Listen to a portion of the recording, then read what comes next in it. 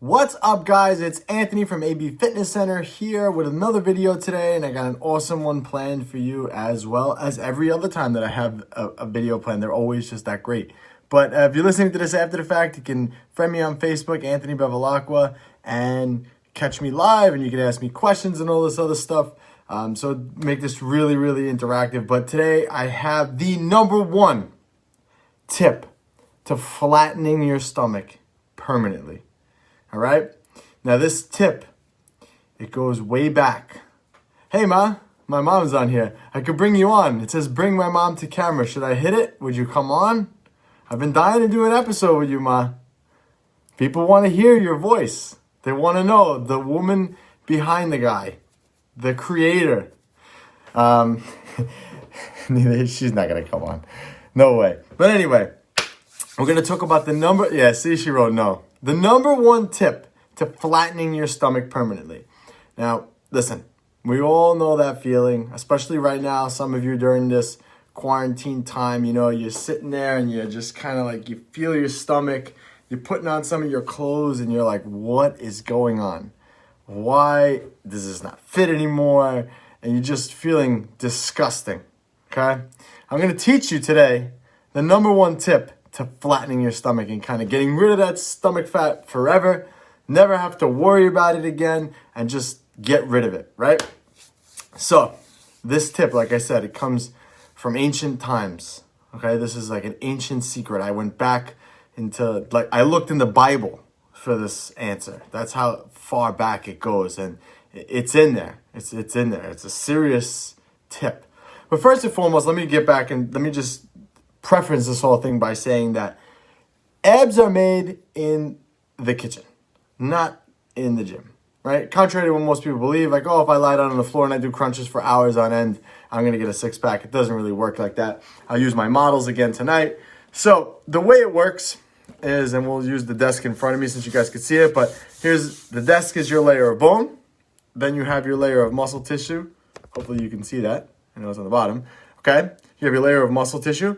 Then you have your layer of body fat, okay? And then you have my hand, which is your skin, right? So this is body fat level. So the higher your body fat level is, the more fat you have between your skin and the muscle. So again, if your body fat level is high, okay, you're going to take up, there's going to be a lot of space between your muscle and your skin, right?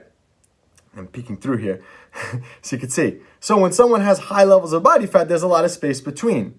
So going back to why everyone has a six-pack and abs are made in the kitchen, not in the gym, right? When we start to lose body fat, this layer between the skin and the muscle starts to dwindle down, and eventually goes away until you're left with just the muscle and the skin, okay? So this is why when people lose body fat, like the people behind me have lost body fat, their bodies actually start to change the way they look.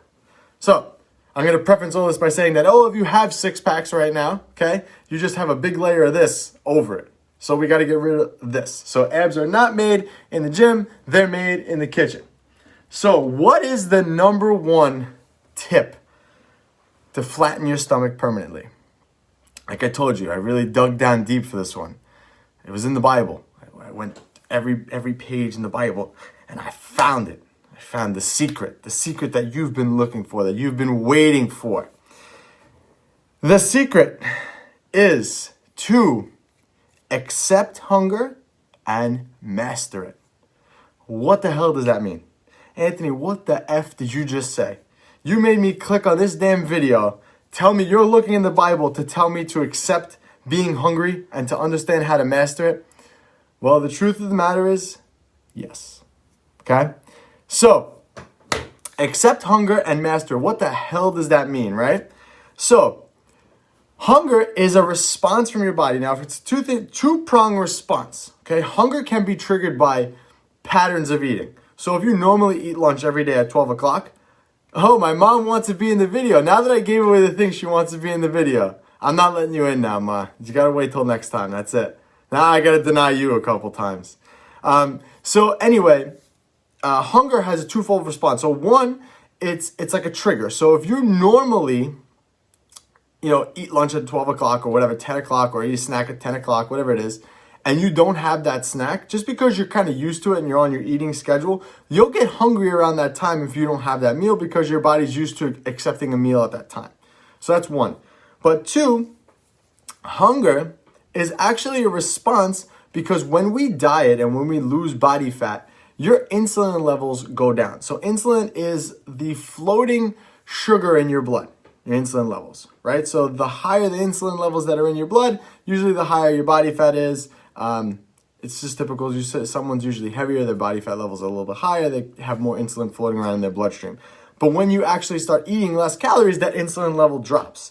So your body is actually telling you by sending you signals like, hey, you in there, I got to use this. Remember, what body fat actually is stored energy. And like I told you guys in the other video, there's 3,500 calories in 1 pound of body fat. 3,501, okay? So your body's like knocking, like, hey, you, I'm not getting any fuel here, so I'm gonna have to start tapping into this. I'm gonna tap into it. I'm gonna start using these calories. Remember, this is survival. This is like a storage bin. It sits here. So your body starts telling you like, hey, sends hunger signals to you. Starts telling you like, I'm using this stuff in here. I'm using it. I'm gonna have to use it. You sure you want me to use it? You sure you want me to use this? Are you positive? And this continues. But that's why it makes us feel hungry. And it's basically our body telling us like, hey, I'm tapping into stored here. You got to do something. You know, your body's main goal is to keep you alive, not to make you look good. Your body doesn't care about a six-pack. So hunger, that feeling of hunger actually does go away after a while. If you ignore it, studies have shown that after 2 hours, those hunger signals actually go down, okay? And the hormones associated with that hunger actually go down, and your body will begin to tap into these body fat stores. So being hungry is okay. Most people think that when they go on a meal plan that they can't be hungry, that they're not allowed to be hungry. Fact of the matter is that when you're hungry, it's a good thing. It's a good sign because that means that you're tapping into body fat stores. So you got to get comfortable with being uncomfortable. That's part of it. Now, I'm not saying you should be starving all the time, but if you're eating a higher amounts of protein, you know, all the things that I recommend doing, you're going to satisfy those hunger cravings a lot longer. But it's so normal for you to feel that way. And again, it could be due to time and it could be due to that. So remember, your body is going to adapt to that, your new eating schedule. So let's say you just started and you start getting really, really hungry, and it's typical. You have to make sure that I'm going to get into that, Nancy. So Nancy actually asked a good question. She says, what happens if you can't wait 2 hours? So remember, it takes 2 hours for the hunger hormones to go away, not the hunger feelings. Hunger feelings will go away a lot faster, but the hunger hormones, the stuff that actually makes you hungry. I lost my train of thought here. Your body will, let's say you just started dieting, you just started, this whole, journey, and, this is all brand new. You're going to be hungrier in the beginning because your body's like, hey, wait a minute, I used to get so many calories, now I'm not getting these calories in, I got to use this stuff. I don't want to use it. That's what your body says. I don't want to use it. Just keep making you hungrier, and it hopes that you would go to the kitchen and say, I'm going to eat these cookies, right? That's exactly what your body does. Your body freaks out. It doesn't want to get rid of this stuff because this is storage. Easy to maintain this. Muscle, on the other hand, is very difficult. But there's something that I want you guys to be aware of. So for those of you who, and again, I don't remember the full, I know what I'm going to talk about, but I don't remember the full name of it's a Pavlovian test, right? I don't remember the second part of that. I know the guy's name, but Pavlov's dogs. Now, for those of you who have never heard that, what that actually means is basically what he did was he tested dogs. He put dogs in a room basically and would ring a bell and then put food down and the dogs would eat. Okay, so every time he rang the bell, the dogs would get food. So you ring the bell, dogs get food, ring the bell, dogs get food. So what would happen over time is he actually started slowly taking the food away and ringing the bell, and the dogs would actually salivate thinking that they're going to get food. So every time they associated the bell with getting food. So the same thing happens with us, and it's called Pavlov's conditioning. So what that means is we develop habits, and you can condition yourself basically to salivate. So we actually develop habits throughout the day, throughout our life, of signaling hunger to ourselves. So for example, and I'll make fun of my mom because she's on here and she's an easy target. But my mom, when she watches TV, she likes to eat a snack when she watches TV. So basically, she's signaling to herself that when she sits down and watches TV, she's going to get hungry. She's Pavlovian conditioning. So she's conditioning herself to get hungry when she does that. Another one that's typical with most people is boredom. When you get bored, what's the first thing you do? Look in the cabinets, right? It's just a habit. It becomes a habit. I do that too. I got nothing to do. I open the cabinets. I literally open the cabinets and stare in them. But you can change these things. But it's mind-blowing when you actually think about them. Because we develop these habits that we've ingrained in our own self. Like I said, like my mom, she sits down, she watches TV, she puts the TV on, and she gets hungry. And she's bored also at the same time, so she grabs something and tries to and eats it. It's part of the snacking, but it can be trouble if it's not accounted for. Now, my mom, I'm not going to throw my mom completely under the bus here, but my mom has done so well with her diet that she knows that she's conditioned to do that. So what she does in that case is she actually just fits in those calories for the day. So if she wants chips or whatever, she fits them in, and then she sits there with her chips, her allotted amount of chips, and she eats them. But you have to understand this conditioning factor that we do to ourselves. So you have to remember to just kind of, and again, going back, the number one tip is to accept hunger and master it. Okay? So that's part of mastering it. Realize what triggers you, what sets you off. You know, if you know that you like to go outside with your friends or whatever, you hang out with your friends and you're automatically going to have a drink and that sets you off, you got to understand that you got to try to break that habit. So maybe do something else instead of having a drink or again, just finding something. It doesn't matter what it is, but just finding something. So Gail says also, when I relax, my stomach relaxes and I get more hungry. Yeah, and like I said, it's Pavlovian conditioning. When you're relaxing, you're conditioning yourself to get hungry. You got to just change that habit.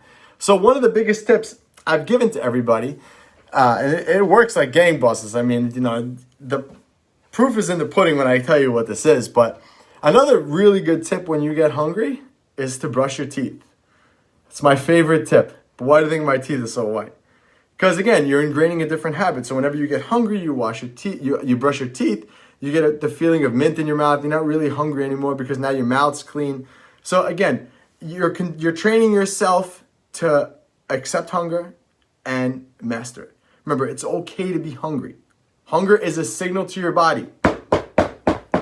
Hey, you're not eating as much as you used to. I got to use this body fat right here. See this little layer right here? I'm going to have to use it. Are you sure?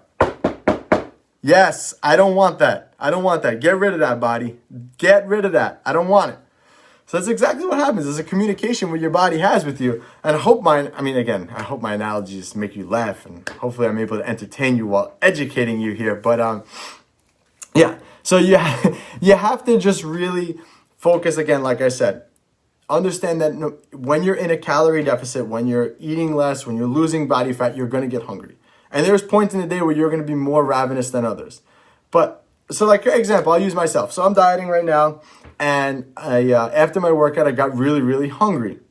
And it was to the point where I really was ravenous. I was really, really starving. So what I did was, I know what I was going to have after my meal, but I knew it was like I was still in the middle of my workout, but I was so hungry. I was thinking about food again, totally normal.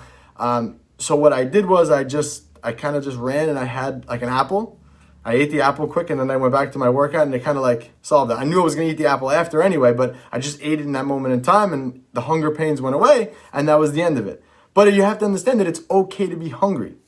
It's not okay to open your cabinet when you're bored just because you think you're hungry and you start eating everything. That's not okay because that's not going to make you healthier. That's not going to make you happier. It's a vicious cycle, okay? And trust me, if you want to look better in your clothes, if you want to feel better, if you want to get healthy, if you want to be the best version of yourself, you have to learn to accept hunger and master it. Well, guys, I really hope that I enlightened you today, and I hope that I gave you a different alternative to look at things when you're looking at flattening your stomach, okay? It's going to come down to your nutrition. It's going to come down to accepting hunger and mastering it. Remember, I went deep into the Bible for that one. And it's going to come down to understanding Pavlovian conditioning. Are you conditioning yourself to eat? Are you conditioning yourself to eat more? Or are you conditioning yourself to be healthy? On that note, I'll see everyone tomorrow.